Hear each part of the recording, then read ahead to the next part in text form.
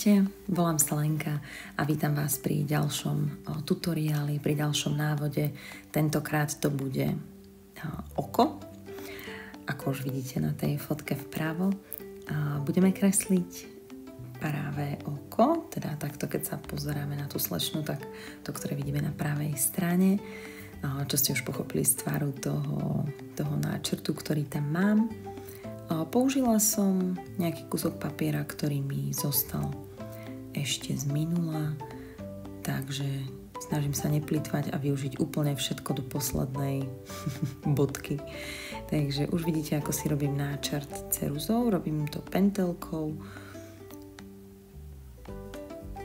Tu naozaj nejde o nejakú úplnú dokonalosť. Všetky tieto moje tutoriály sú na to, aby ste si to vyskúšali krok po kroku, postupovali podľa toho, ako to robím ja, ale naozaj nejde o to, aby tie krivky boli dokonalé, aby tie tiene boli úplne dokonalé, presne také, aké sú na tej fotke, na tom referenčnom obrázku, pretože ide nám naozaj o to, aby sme si vyskúšali zas a znova miešanie tónov pre farbu pleti, tónovanie svetla, tieňa, kde sú farebné zóny, ako ich vidíme, a naučili sa možno pracovať s tým pigmentom aj v takýchto trošku náročnejších podmienkach. Takže ja si kreslím nejaké základné línie toho oka.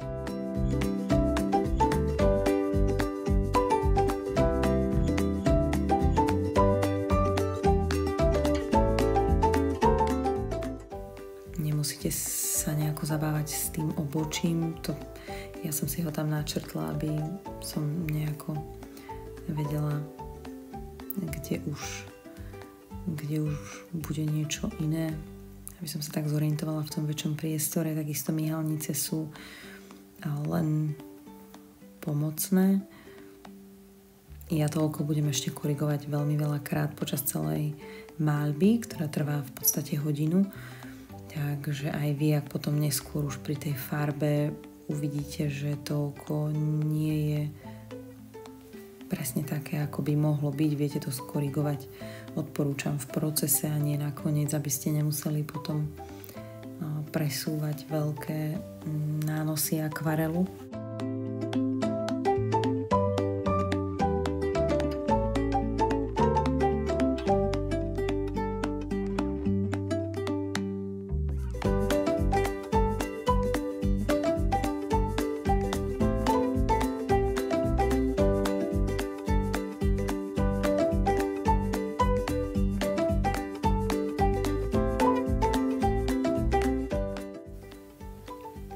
Skicu máme asi hotovú. Ja som ešte trochu pregumovala ten náčrtok, aby nebol úplne výrazný, pretože predsa len tie pleťové tóny nie sú až také tmavé, aby nám tá cerúza neprerážala cez ten akvarel. Môžete to pregumovať obyčajnou gumou, môžete to pregumovať takouto gumou, akú som použila ja, to je plastická guma. A veľmi pekne, jemne odstráni všetky šmuhy, všetok ten prebytočný grafit. Ja už si chystám hore farby. Toto oko som maľovala farbami, ktoré používam asi najčastejšie, alebo doteraz až možno na posledný týždeň som používala doteraz najčastejšie. Sú to farby značky Van Gogh. A tu už vidíte, že som naniesla nejakú prvú vrstvu. Tu sa nesnažím nejako trafiť tú farbu na prvýkrát, skôr len tak nejako tónovo doladiť ten podklad. Takže používam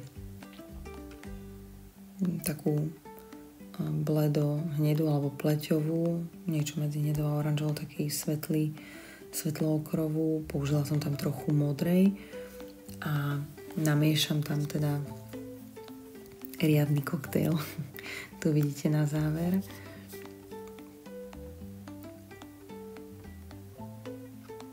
Takže tuto ideme s nejakou takou bledo, hnedo-oranžovou.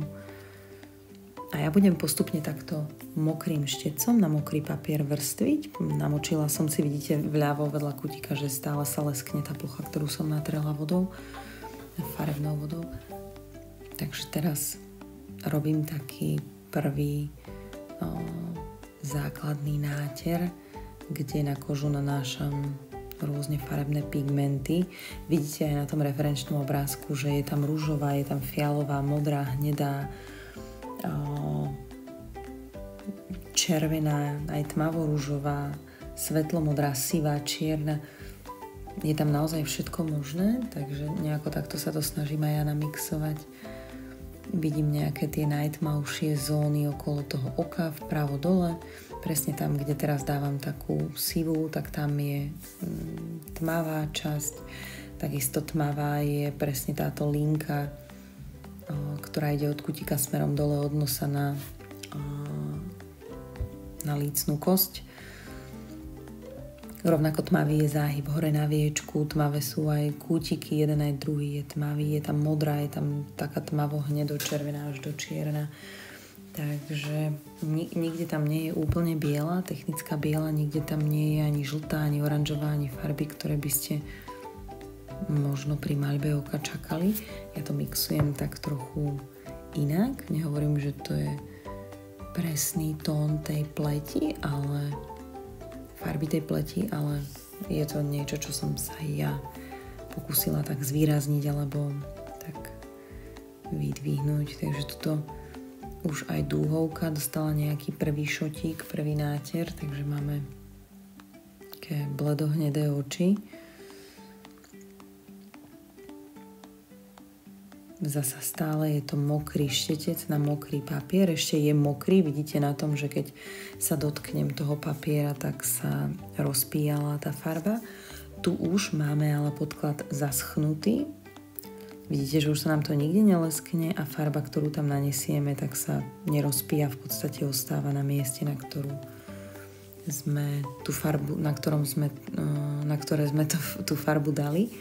Takže tam na tom mieste tá farba ostane, neposúva sa ďalej, to znamená, že podklad je suchý. Ale štetec máme mokrý, vidíte, že je tam celkom dosť vody. Dosť znamená, že keď sa štecom dotknem toho podkladu papiera, tak tam ostane mláčka, áno, urobím tam nejakú mláku, nejaký vodový nános. Pri suchom šteci máme na šteci iba toľko vody, ktorá je nevyhnutná na to, aby sa to médium po tej vode zviezlo na ten papier. Áno, a teda opustilo štetec, ale naozaj na suchom šteci je tej vody veľmi málo. Na mokrom šteci, hovoríme o mokrom šteci vtedy, keď pri dotyku vytvorí takú malú kaluž. Toto je suchý štetec, to znamená, že maľujeme ním akoby fixom, akoby markerom. Takže ja tu posúvam ten farebný pigment, zafarbila som zasa ešte nejakým tmavším tónom pleť a teraz dávam nejaký taký prvý výrazný náter aj na dúhovku. Všetko sa to dá skorigovať, netreba sa toho báť, aj keby sa vám to rozpilo, treba si len utrieť štetec a rozpitý akvarel vytiahnuť štecom preč z toho papiera, čím skôr tým prv, presne tak, ako to robím teraz ja. To znamená, že hranica je taká rozpitá, ja nechcem takú rozpitú hranicu, chcem ostrú hranicu, pretože dúhovka sa nám nerozpíja do viečok. Takže ja si štecec teraz vyplachujem a suchým vypláchnutým štecom mopujem farbu von z toho podkladu, z toho papiera. Nechala som tam miesto na nejaký farebný odlesk a trošku to preschlo, ja idem s ďalšou vrstvou, zasa mokrou. Vidíte, že keď sa dotknem, tak prenesiem na ten papier taký väčší nános tej farby, väčšie množstvo. Ešte tmavšie to chcem, takže ešte tmavšiu tam dávam.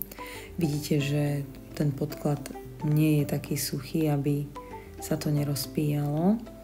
Ja aj tým, že sa snažím tie tutoriály spraviť do hodiny A väčšinou ich natáčam, toto vidíte, že je technické biele svetlo, natáčam to večer, to znamená, že nechcem už nikoho budiť, tak už nefénujem, ale za normálnych okolností by som vedela ešte túto dobu zoptimalizovať tým, že by som si fénovala a teda vysušila vždy tú vrstvu, nemusela by som čakať, kým vyschne, neboli by tam tieto prestoje prázdne, ako napríklad teraz. No a tu už ideme na kútik, vidíte, aj tam je ešte papier mokrý, lebo sa nám farba trošičku ešte posúva. Či je to zlé alebo dobré, ak sa pýtate, záleží od okolností, čo chceme. Ak chceme, aby sa nám to posúvalo, tak potom je dobré, že sa to deje. Ak nechceme, tak potom treba počkať, aby papier lepšie preschol. Pre začínajúcich akvarelistov by som určite odporúčala počkať medzi každým nánosom a najmä pri nejakých takýchto realistických, detailných, drobných maľbičkách, pretože sa naozaj ten pigment po tej vode môže presunúť aj na miesta, kde ho nechceme a môže to byť frustrujúce, ak sa vám to nebude dariť včas zvrátiť. A tak keď ten podklad je preschnutý, je to suché, pigment nikam neodíde, ostane tam, kde je a vy ho musíte vodou popresúvať, to znamená, nestane sa nič, čo by ste nevyvolali vy vašou akciou, vašimi rukami. Takže záleží, sú napríklad niektoré podkladové vrstvy sa robia práve, že mokro tak, že sa naozaj namočí ten podklad a autor počíta s tým, že tá voda mu pomôže ako také proxy rozniesť tú farbu, ten pigment po celej ploche a je to teda výhodou, takže ak s tým počítate a viete s tým pracovať, tak môžete si do tej vody nakvapkať, naniesť čokoľvek chcete a pozerať, ako sa to krásne prirodzene mieša, ako tam pôsobí tá minigravitácia na vašom stole, prípadne na papieri, kde sa zväzie tá farba doľava doprava a namieša sa.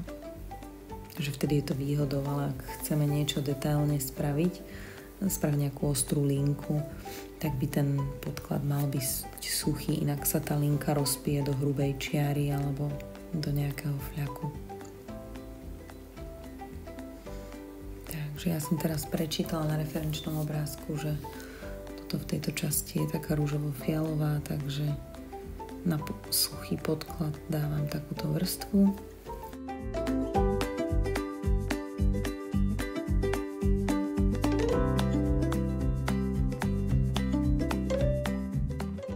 Ako môžete vidieť, stále ten podklad nie je 100% suchý, lebo ešte sa miestami, keď sa dotknem, tak sa tá farba rozbehne trošičku ďalej, podľa toho to vidíte.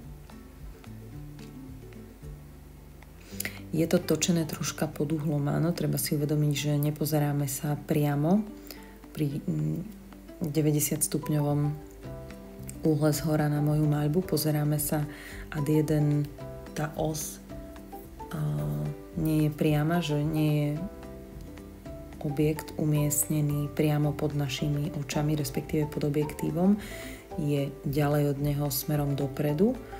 A to je prvá os, po ktorej ideme rozdielne oproti referenčnému obrázku.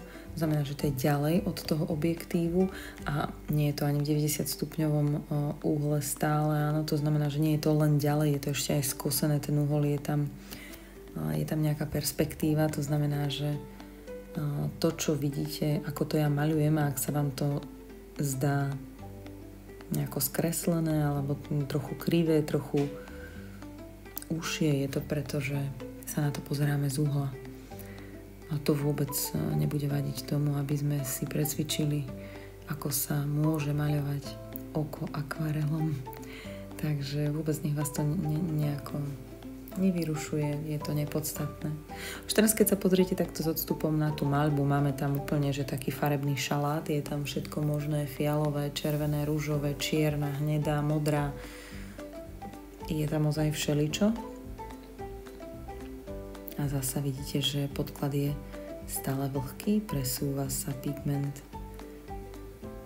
A pozor na to, ak nepočítate s tým, neviete, nečakáte, tak ten pigment sa posúva po tej vode tam, kde tá voda je. Ak už tam voda nie je, tak sa posúvať prestane. A teraz štecom rozmývam tú hranicu. To je presne tá hranica, kde končí mokrý podklad a už začína suchý. To znamená presne to miesto, kde už papier vysychá. Papier vysychá vždy z okrajov smerom dovnútra.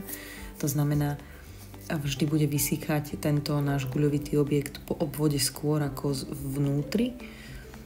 A preto sa vytvoria také mapy, ako keď sa vám vyzráža v zime soľ na topánkach. Takže to, ak chcete odstrániť, tak treba maľovať pomaly, treba maľovať dôsledne, treba pozerať, čo sa na tom papieri deje, kde to zasychá, vypláchnúť si štetec a vypláchnutým skoro suchým štecom hranicu zjemniť, to znamená roztiahnuť ten pigment ešte do strán, prípadne ubrať trochu pigmentu, vyprať to, vymopovať späť, to znamená zjemniť tú hranicu, ak ju tam nechceme.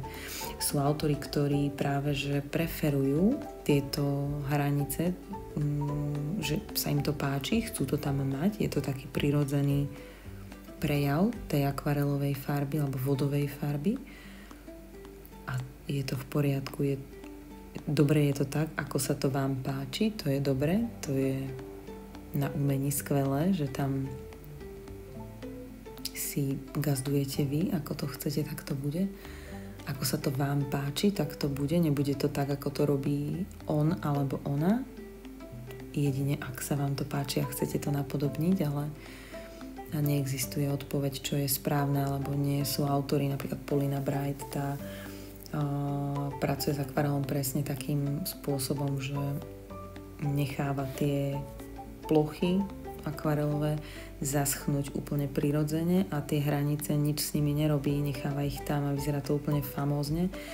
Ak pozrite si ju niekde na sociálnych sieťach a je to v poriadku. Potom sú akvarelisti, napríklad portrétisti, ak sa teraz bavíme o portrétoch, tak keď som spomenula tú Paulinu Bright, tak opakom v tomto je napríklad Viktoria Kagalovská, to je ukrajinská fashion artistka alebo portrétistka, ženská portrétistka, ktorá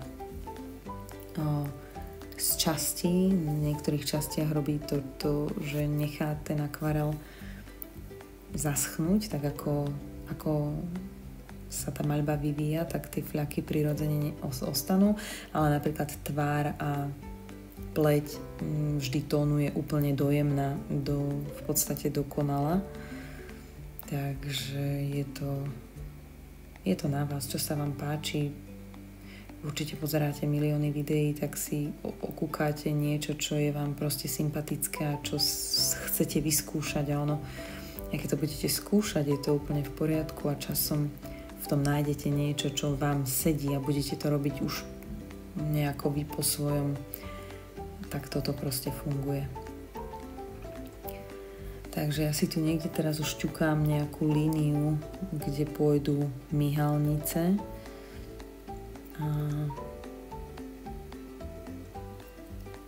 A vytváram tam takú tú linku toho lesku, ktorý tam v tom očku je.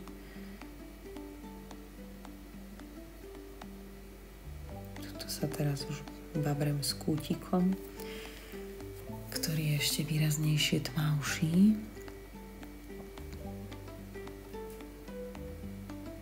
Ale ako som povedala, nič z toho nie je, že správne, nesprávne, že takto sa to má robiť, akvarel nemá zaschnúť, máte ho, vôbec nie je to úplne, že na vás. Pozrite si napríklad ilustrácie Štiany Santos, tá do portrétov ženských zakomponuje vtáky, holubice, srdcia psov, skice, bodkované, linajkované čiary a všetko to vyzerá úplne geniálne, tak ako by to malo byť tak a nejak inak. Rovnako všetky tie autorky, čo som spomenula, naozaj veľmi, veľmi talentované. Tak môžete okúkávať. Ja stmavujem ten kútik, stmavujem a už to vyzerá, už to má taký trošku ten 3D efekt, to očko. Ono vždy ten tieň spraví z tej maľby zrazu niečo plastickejšie. Takže ja tu formujem, stále sa snažím odčítať tú spodnú linku a zrevidovať to.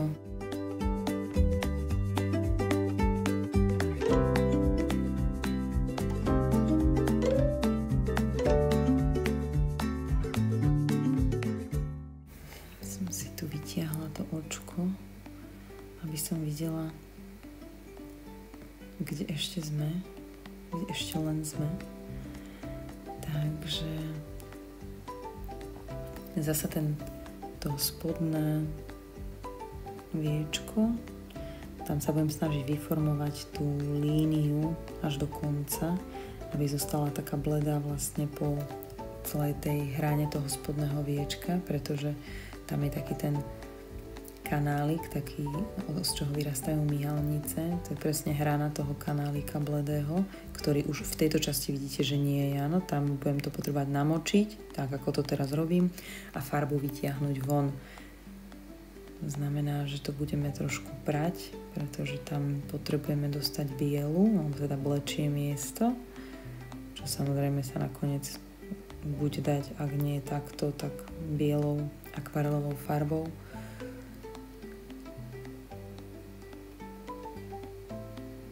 Ja som si ten podklad namočila, nechám, aby sa ten pigment trochu znova z toho papiera rozmočil do tej vody. Potom to vyberiem. Pravdepodobne už si to nepamätám.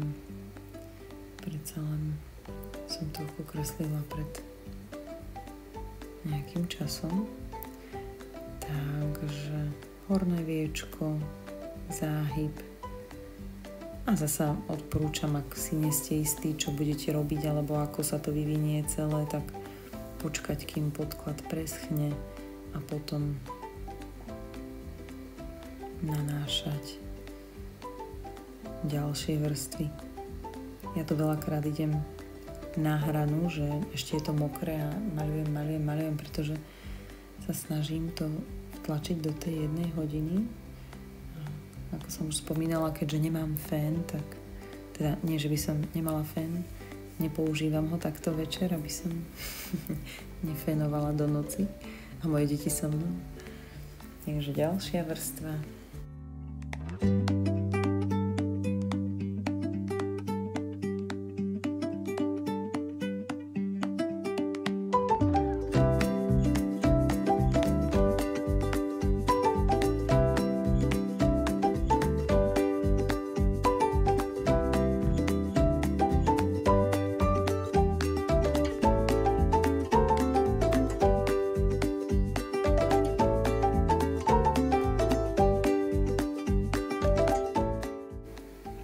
Teraz prišlo trošku čiernej do toho kútika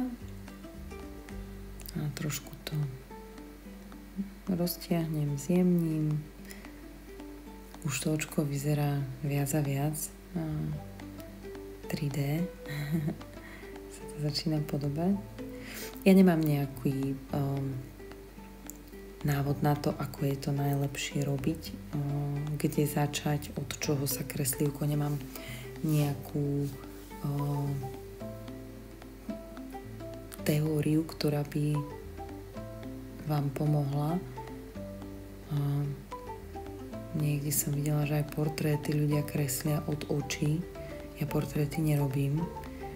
Naozaj to nemám rada.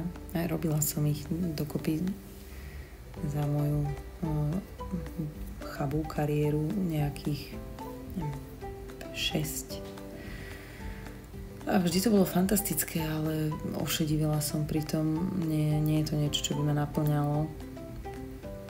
Pri tom prírodnom, nejakom botanickom mozog stoleruje naozaj všetko možné. Krivý strom, krivý konár, krivý list. Ale na tom portréte, keďže viete, ako ten človek má vyzerať, najmä on teda vie, ako má vyzerať, alebo tí, ktorí mu dali vyrobiť ten portrét, vedia, ako má vyzerať. Tam to hrozne vidno, ak je niečo trošičku nepresne, ak je to naozaj za mňa je to strašná babračka. Ja neviem to urobiť tak prirodzene a tým pádom ma to tak nenaplňa, nebaví ma to toľko, lebo sa s tým trápim, aby som dosiahla ten efekt, ktorý chcem. Takže to sa mi na portrétoch nepáči, že v nich nie som dobrá. A aby ten výsledok bol dokonalý, taký, aby som s ním bola spokojná, tak mi to proste zaberie veľa času a to sa mi nechce, to sa mi nepáči. Ale teda nie je nejaký univerzálny návod na to, ako postupovať pri portrétnej maľbe.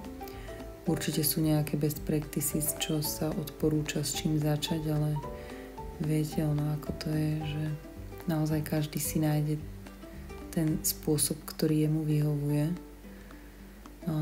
Sú akvarelisti, ktorí najprv kreslia tieň, až potom idú do farby. To znamená, že prvý layer, teda prvá vrstva v akvarelovej maľbe je vždy tieň. Ja to tak nemám. Ja mám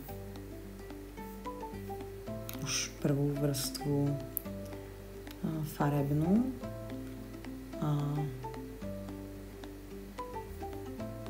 tieň robím tak postupne popri, ako to cítim. To znamená, že nemám v tomto nejakú takú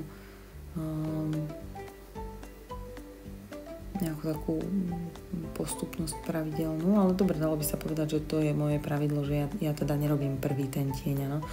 Sú ilustrátori, ktorí naozaj prvú vrstvu spravia sivo-modrú a na to už ide farba. Áno, keď to preschne, tak už na to. A vy tú sivo-modrú potom nevnímate, lebo to je len také tónovanie. A ja to takto nerobím. Ja v podstate robím najprv farebné vrstvy a tieň ide, dalo by sa povedať, v priebehu lomeno nakoniec. Ale je to zasa, možno keby som vychodila aj druhý stupeň zušky, tak by som sa naučila, že sa má najprv robiť tieň. Ale ja ne. Takže je to na vás, ako to budete robiť.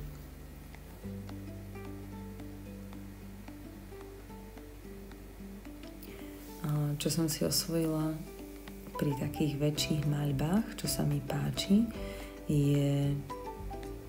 Evidujem, že to robia akrylisti, gvašisti, ale aj akvarelisti sem tam, a že si prvú vrstvu nanesú nejakú takú zjednocovaciu farbu. Nazývam to zjednocovacia, lebo nemám preto iný názov. A slúži nám na to, že dá tej maľbe taký jednotný tón, taký jednotný charakter.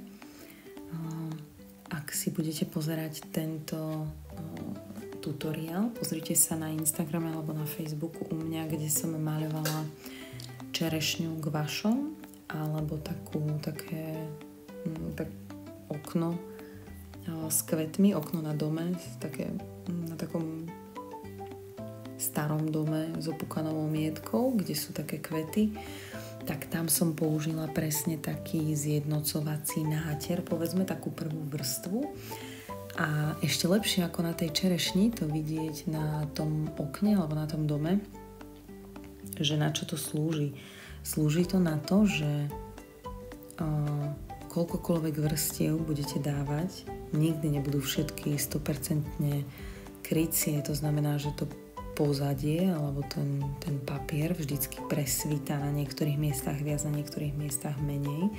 A ak chcete nejaký tón, nejaký charakter tej maľbe dať, napríklad máte nejaký západ slnka alebo vymyslím si nejaké také prašné hory v Utahu, ozaj pri západe slnka je to také ružovo-oranžové, všetko také mäkké, tak môžete použiť podkladovú farbu podobnú ako má túto dievčica na referenčnom obrázku vlasy alebo pery. Bude to taký mäkký, teplý tón a všetko pôjde na vrch. To znamená, ak idete samozrejme robiť akvarelom, tak ten tón nemôže byť výrazný.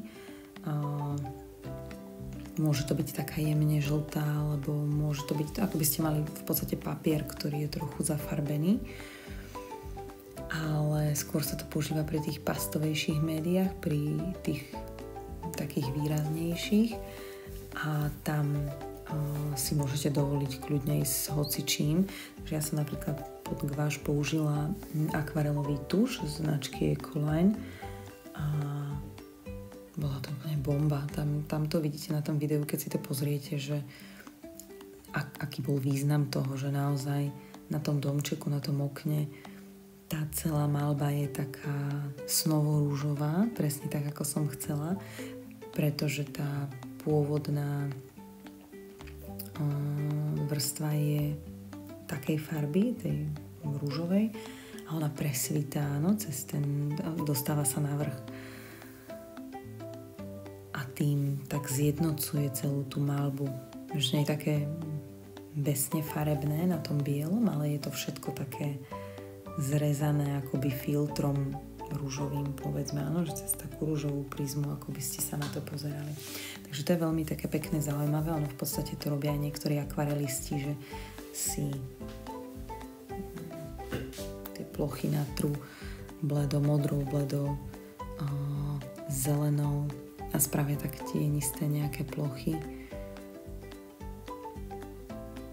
Tuto dávam ešte tmavšiu do toho kútika alebo do tej strany, kde nám vlastne kvôli nosu nedopadá svetlo, ale je to za horizontom nosa, keďže svetelný zdroj je z ľavej strany, odtiaľ svieti svetlo, alebo prichádza svetlo, dopadá na nos, ale už za nos, za jeho horizont sa ho dostáva najmenej a tam je preto tá tmavá plocha. Ja s tým som sa nejako nebavila, len som to načrtla, že tam je niečo tmavšie. Stále zjemňujem tú linku na tom viečku.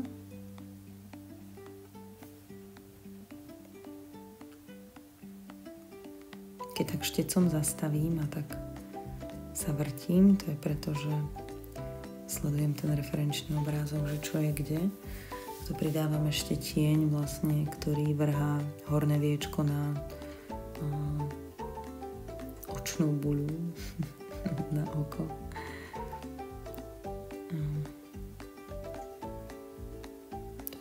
Kútikové veci, slovné kanáliky, biológia,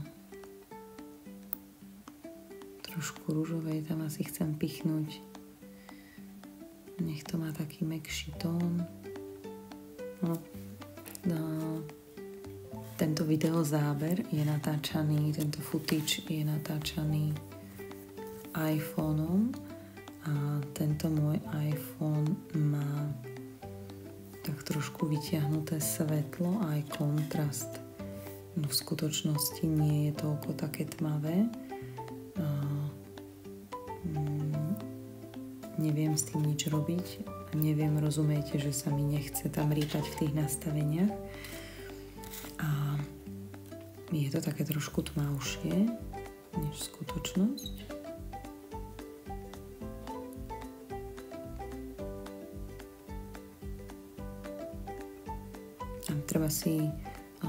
Treba myslieť na to, že akvarel, keď vyschne, tak nie je taký intenzívny, ako keď je mokrý. No to znamená, každá tmavá, keď vyschne, nebude až taká tmavá. Nemusíte sa báť, to už neskôr potom zo skúsenosti budete vedieť, ktorá tmavá je dosť tmavá a ktorá nie.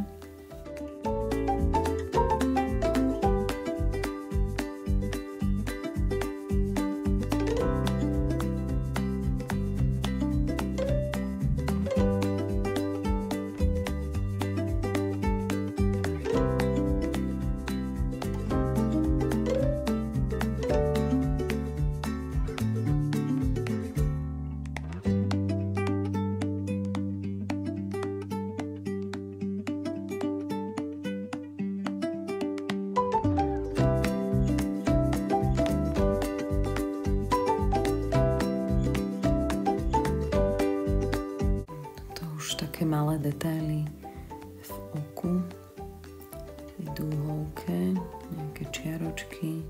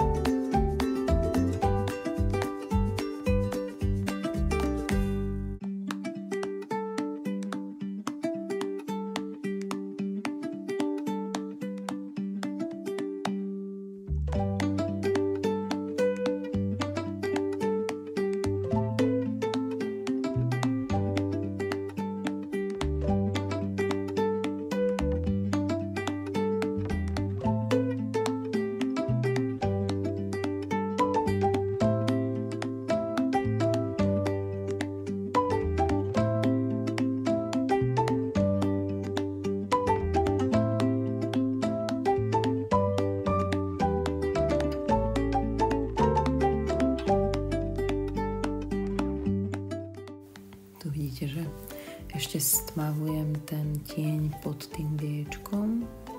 Stmavujem aj dúhovku, celú tú hornú časť. Tam je taký výrazný ten tieň, taký ostrý celkom. Aj ešte stmavujem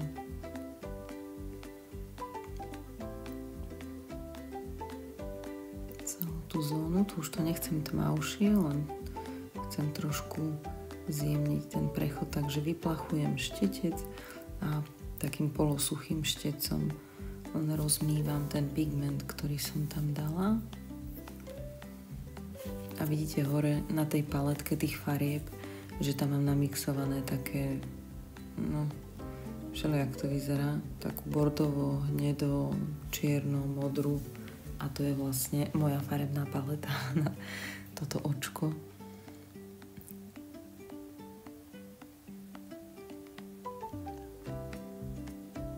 A trošku menej červenej ten iPhone vidí.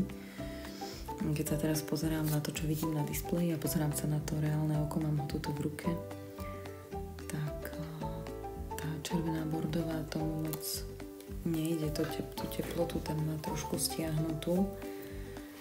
Takže ja to potom nakoniec v tých fotkách revidujem a tie fotky upravujem podľa skutočnosti, nie podľa toho, jak to dobre vyzerá na Instagram alebo internet, ale naozaj podľa toho, čo vidím ja na tom papieri, tak sa tomu snažím naozaj čo najviac priblížiť.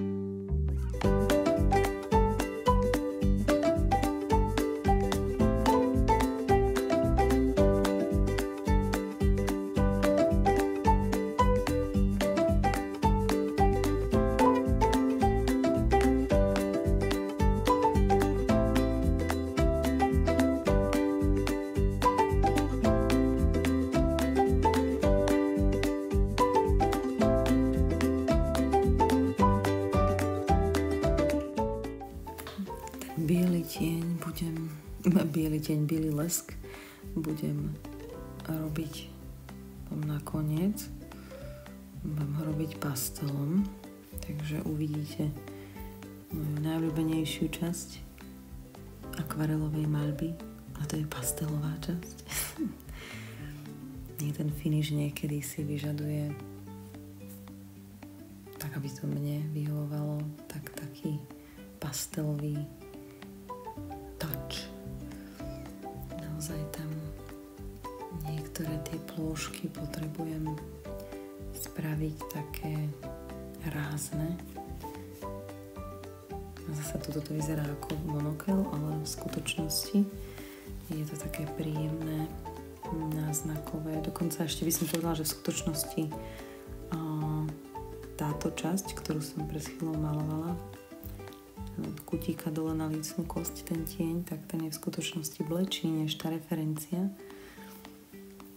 A na tom videu to vyzerá naozaj tak výrazne. Ale zasa, keď to vyschne, tak to bude ešte trochu blečie na tom videu. Toto ešte tmavá. A ešte tam podľa mňa pôjde taký hnedý, bordový pásik, šmuch, pretože to takto vidím.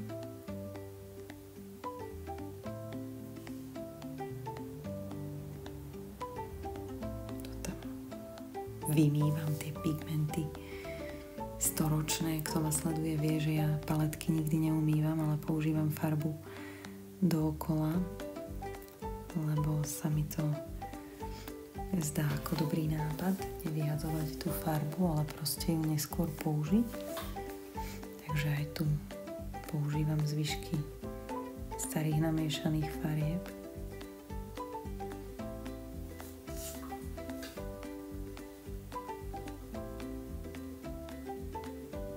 už to vyzerá naozaj tak veľmi 3D.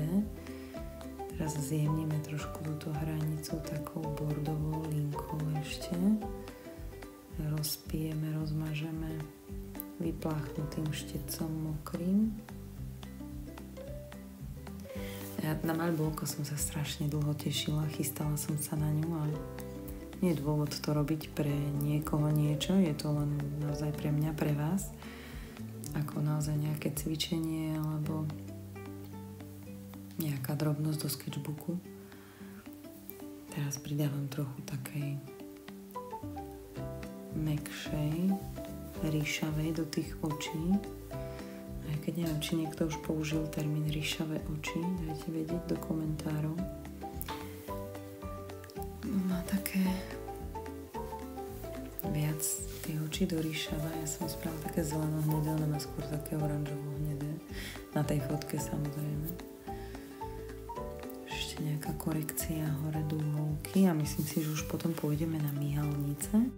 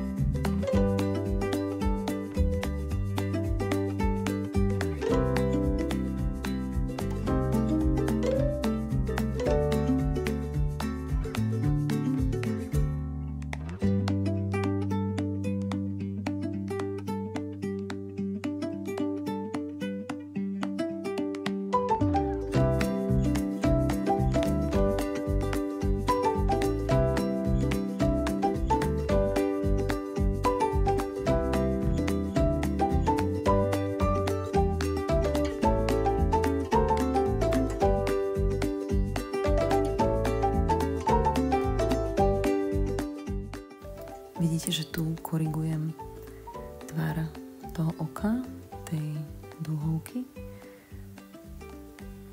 A pridávam tam ešte taký, akoby zjemňujem tú hranicu. Nie je taká ostrá, že tá dúhovka je tak jemne rozpitá akoby do toho okulia, toho bielka. A tuto ešte trošku aj korigujem na tej ľavej strane, sa mi tam stále nezdá ten oblúčik, tak ho ešte prerábam.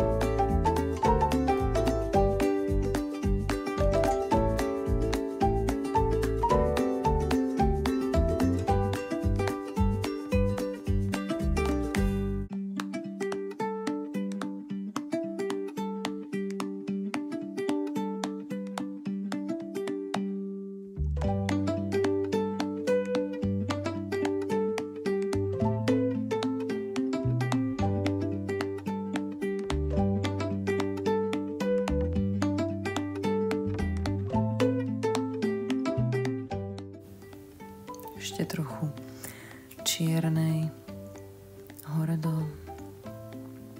toho záhybu nad viečkom a trochu zjemniť teraz tú líniu. Ešte som si vypláchla štetec a ešte jemnejšie ťahám. Lebo tá linka tam, ten záhyb je taký definitívny, je čierny, ale nie je úplne ostrý. On sa trochu stráca v tom takom bordovom tieni. A to som sa tam snažila napodobniť. Toto viečko nejde až do konca, ten záhyb nepokračuje až úplne do kútika. Sú také väčšie oči, také rozžavené. Ja som ich nakreslila také decentnejšie. Na tej fotke sú také viac vypleštené. Ale ani to nám nevadí, lebo nám to nevadí.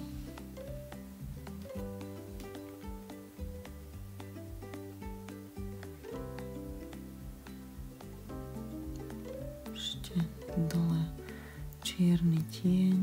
A naozaj, keď ten akvarel vyschne, je výrazne blečší než to, čo pozeráme teraz.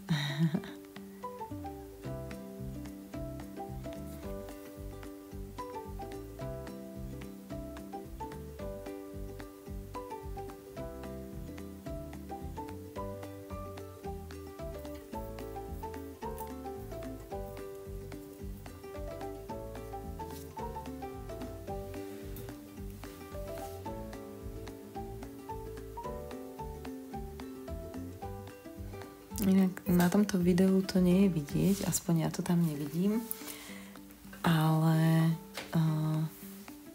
počas nahrávania tohto videa mi spadol telefón aj so stojanom na to oko, na tú prácu a dokonca, keďže to bol pád, nemám už nejaký obal na iPhone, takže tie hrany sú dosť také ostré.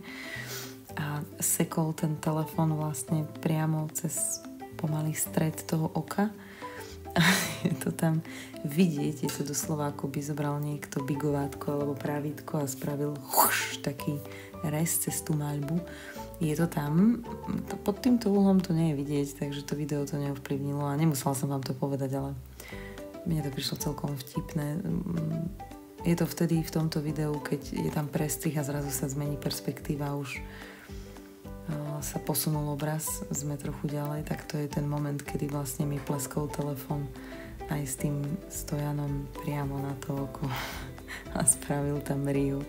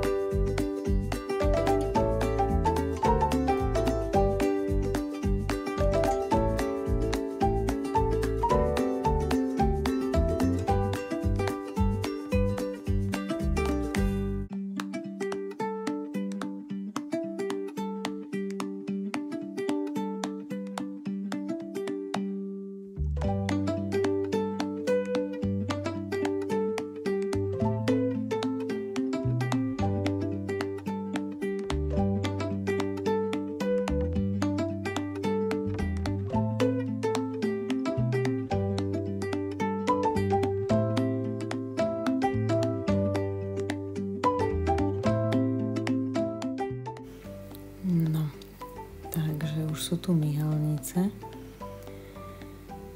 To znamená, že to už je tá posledná fáza, kedy už nejdem nejaké veľké vodové maľovania realizovať. Už suchým štecom naozaj vidíte, že ním píšem akoby fixou. Takže suchým štecom v tmavej nanášam jemne opatrne tie myhalnice, nepredkresľujem si to, idem na ostro. Nejako tak prirodzene strapato, ako myhalnice v skutočnosti sú, aj sa prekrývajú v takých snopčekoch alebo skupinkách. Ak sa bojíte alebo máte obavy, že to nedopadne dobre, tak si to predkreslíte nejakou jemnou linkou. Ja idem rovno takto. Pozerám, že tie myhalnice, ak tak len veľmi jemne prechádzajú cez ten záhyb horného viečka. A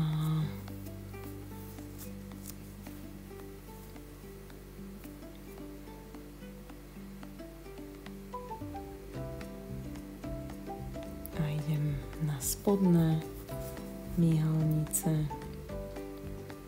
Zasa minimálne v páre kreslím dvojice, trojice.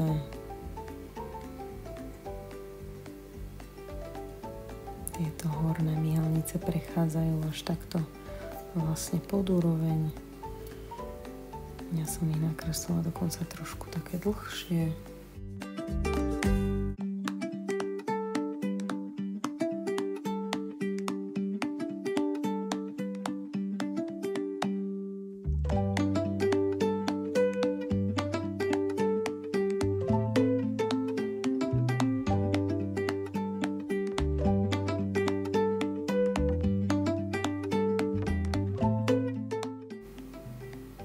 Bojíte ísť priamo štecom na papier, spravte si niekde na boku nejaký cvičný taký čmárací papier, kde si viete precvičiť ten ťah toho šteca, ak si nie ste istí, či tam je veľa farby, veľa vody, málo vody, či tam teraz, lebo bola by naozaj škoda, kebyže teraz si do toho kvapnete vodu, tá kvapka má naozaj silu, ale by ten pigment vyniesla. Nie všetok, už ten zaschnutý nie, ale ten čerstvý, ten by vyniesla preč, áno, z toho miesta by ho odplavila, takže to nechceme. Treba si byť istý, že ten štitec je naozaj suchý a že malujeme a vieme, čo robíme. Takže radšej si vyskúšať 2-krát, 3-krát, vždy radšej zopakovať 10-krát niečo jemnejšie, ako to potom hasiť. Takže ja ešte dávam nejaké tiene tuto na horné viečko a na záver príde suchý pastel, ktorým ešte dorobím lesky.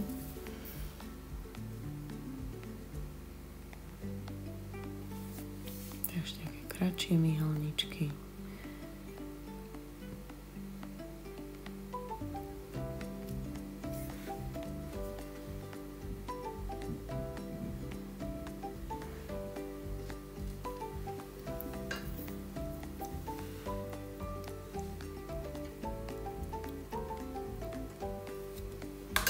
Vyberám ešte farbu z tejto linky. To znamená, že mokrým štecom som si najprv namočila ten priestor a teraz som odtiaľ vybrala tmavú a idem tam dať nejakú takúto bordovú, povedzme.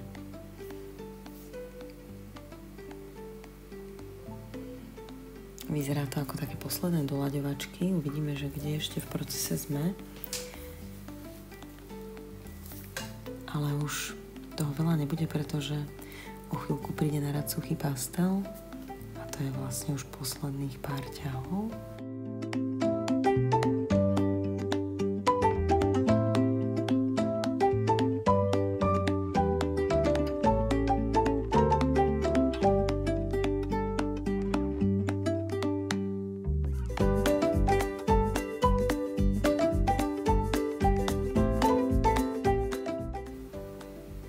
Tam sa mi ten chvostík evidentne nepáčil, tak to ešte trošku prerábam.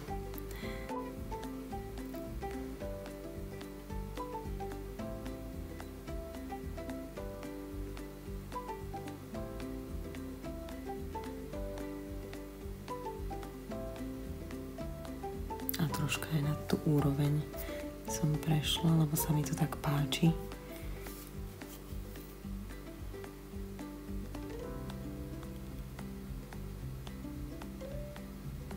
Ešte korigujem tvar v podstate toho záhybu, toho viečka, že som to ešte trošku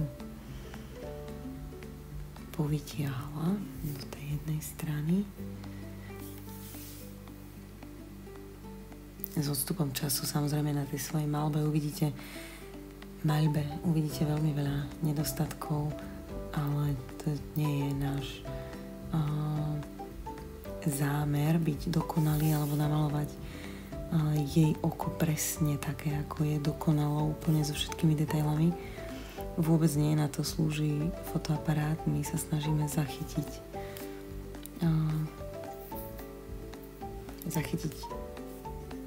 ten vizuál v nejakých takých, samozrejme, čo možno najdôveryhodnejších obrazoch a skôr takú tú emóciu tými farbami ozaj prehovoriť o takej skôr nálade než o dokonalých detailoch.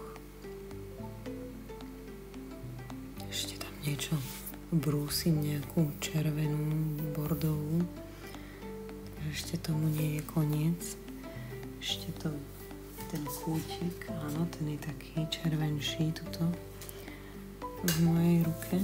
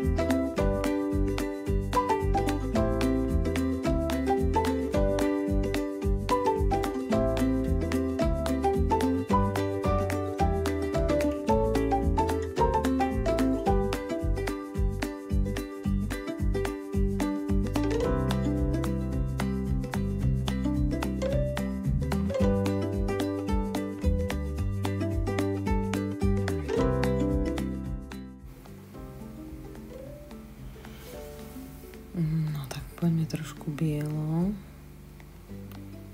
Takže tuto nejaké lesky. A ešte očko trošku upraviť. Na očko myslím duhovku. A teraz lesky na horné viečko. Musím pozrieť, či to vlastne tu máme suchý pastel, ale možno ani nie, možno je to len prišlo to. Takže suchý pastel môj obľúbený najviac na svete na tieto detaily. Ja vám ďakujem veľmi pekne, že ste vydržali pozerať až do konca. Dúfam, že si vyskúšate očko, prípadne iné oko. Ak mi necháte komentár, tak budem veľmi, veľmi rada. Ak mi pošlete výsledok vašej práce, budem ešte radšej. A môžete sa tešiť aj na ďalšie tutoriály. Máme toho natočeného dosť a teraz sme mali chvíľu prestávku, takže budem sa tešiť, ak kliknete aj na odber, ak ma ešte neodoberáte. Prípadne aj na zvonček, to znamená, že vám neutečie žiaden nový tutoriál. A ešte raz ďakujem veľmi pekne, že ste si ma zapli, pozreli si očko.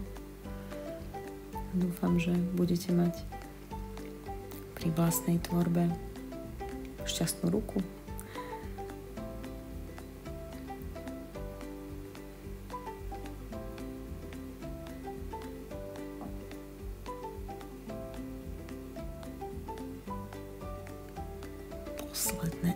Úplne posledné úpravy štecom, pastelom. Tak verím, že sa páčilo. Vidíme sa na budúce. Pa, pa.